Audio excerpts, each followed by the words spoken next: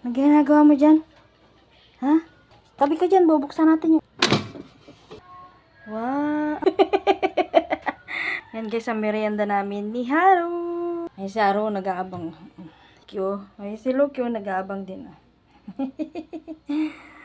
Bali, ang oras po dito sa amin ay 4 o'clock na yata. Ayan, nasunog siya guys. Uy, mainit. Mainit siya. Okay lang.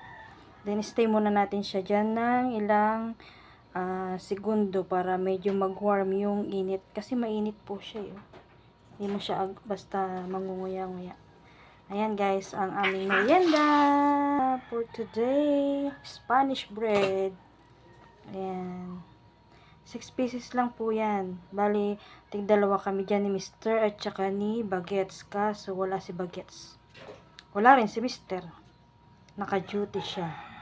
So, siguro ako lang po makakakain yan. Siguro, pagdating ni Bagets, kakain siya ng 3. Sa akin din 3.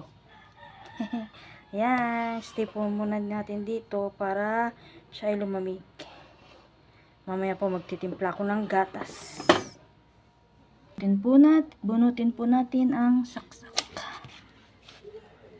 Gutom ka na din? Mamaya bibigyan kita ng Spanish bread, ha? Hati kayo ni Mama, ha? Haluki, ha? Hati kayo ni Haru, ha? Anak mo yan, anak. Hati kayo ng anak mo. Ha? Hati kayo ng anak mo, ha? Wait lang kasi mainit pa yung tinapay, ha?